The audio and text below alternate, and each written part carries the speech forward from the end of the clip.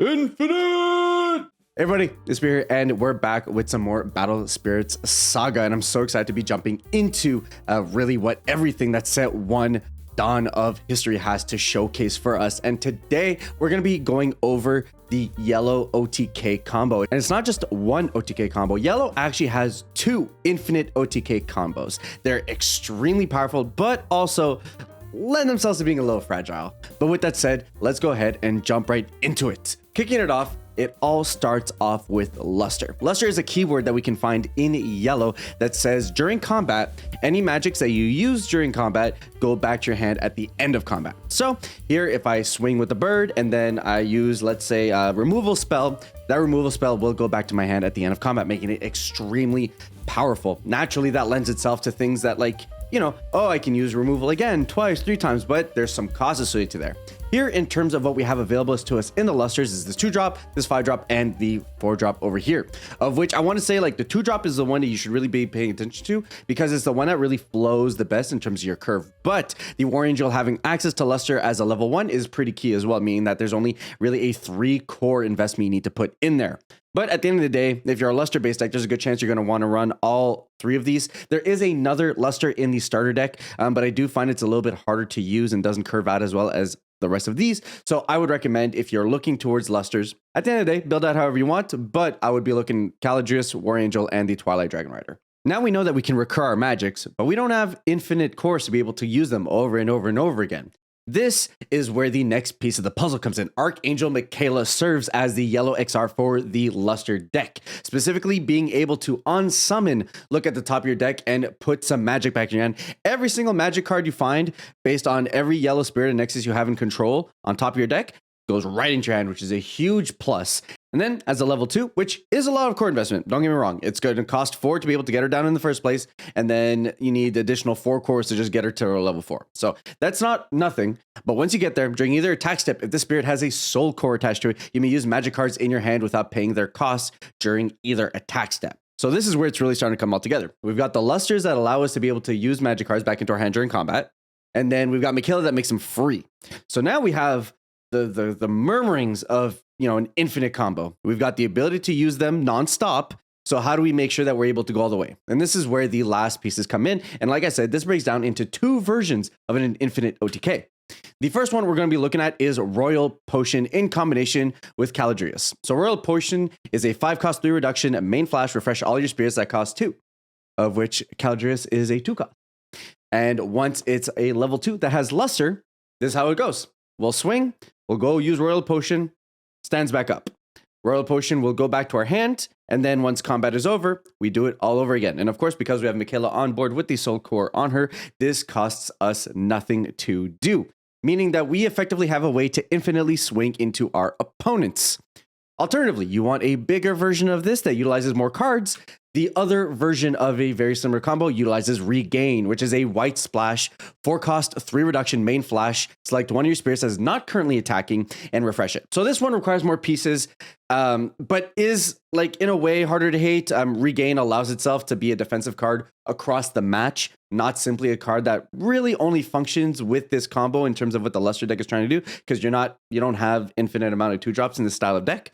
But here it works with any of your luster pieces. So if you have Caladrius, Twilight Dragon Rider, or the War Angel, you have 2 of them. You swing with one of them, and then you use Regain on the other one. You swing with one, use Regain on the other one, and then they'll constantly be restanding the one that's not attacking. Again, you do it for free because we have Michaela. The only difference is that it requires another piece. It requires a white splash, first off, and then secondarily, it requires you to have 2 luster cards on board, plus having Michaela, which in itself is a lot of a core investment, but you can get there. So we have 2 ways to swing at our opponent infinitely, which is incredibly powerful. If your opponent does not have a way to answer this, they will just lose on the spot, which is incredibly dangerous. There is a world in which on turn 1, you play Caladrius. On turn 2, your opponent swung into you, so you have enough to go into Michaela, and turn 3, you're able to OTK. So if your opponent plays Caladrius and you don't have a way to stop the combo going into turn 2, maybe don't attack into your opponent.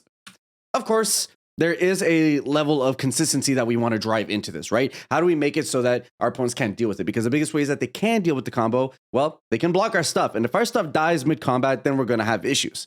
So how do we go and fortify our cards?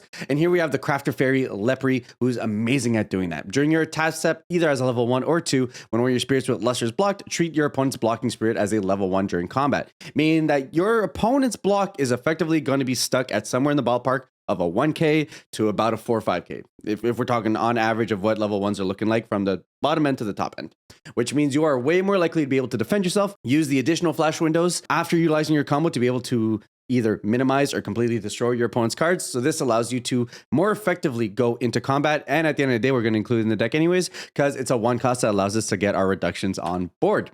Alternatively, like I said, removal.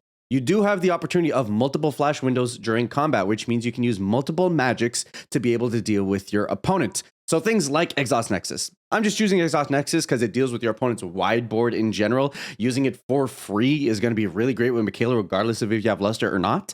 And it just allows itself to do a lot of things. But if you want, you can drop like a Dream Bomb or any other removal really that will serve the job of making sure that you can continuously keep swinging and your opponent's board isn't going to impact that. That said, the combo is incredibly powerful, but it does have answers. Not only if you don't have removal in hand, can your opponent's board just deal with the combo, but there are cards like Absolute Ice Shield, which will just straight up end your turn, and then we go on to the opponent's turn. Don't get me wrong. Having Michaela on board with having removal in hand and having a bunch of different things you can do is still going to be powerful, even if your opponent ends up shutting down your combo going into. But cards like these are things that you're really going to have to consider going into the combo because you can be dealt with. Your opponent can just straight up remove Michaela, right? They can use a spell that gets rid of her, and then that's it. Or they can Absolute Ice Shield. Your turn is done. And Absolute Ice Shield is a staple that will find its way into just about every single deck. So it's extremely precarious to be able to do so. I love the combo. I think it's great. But if you want to go into this strategy, I recommend that you build out a well-rounded Luster deck that does good value, good removal, that you're able to kind of push your game plan regardless of the combo. And hey, if your opponent ends up putting themselves in a position where they can't deal with the combo, oh, hey, now I go no OTK with win. I will say that the Regain combo is definitely the easiest one to do if you really just want to slide that in.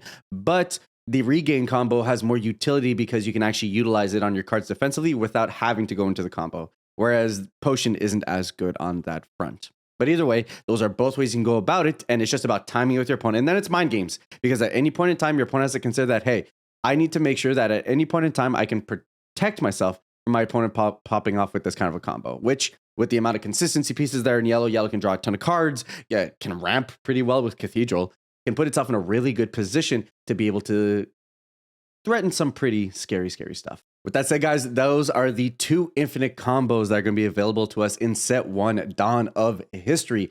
Specifically in yellow, which is going to be really interesting. I've really been loving how you can mix and match the different strategies in this game, and the fact that we have an infinite combo out in set 1 is really scary, but also really exciting. And now I just got to know, how are you guys building this deck? Is this something that you guys are concerned about? Is this something you guys are going to be running yourselves? And if so, what are your decks going to look like? Let me know in the comments down below. If you like these types of videos, hey, I'm planning on doing a bunch more BSS coverage, so give it a like and subscribe buttons in the corner. With that said, I'll catch you guys on the next one.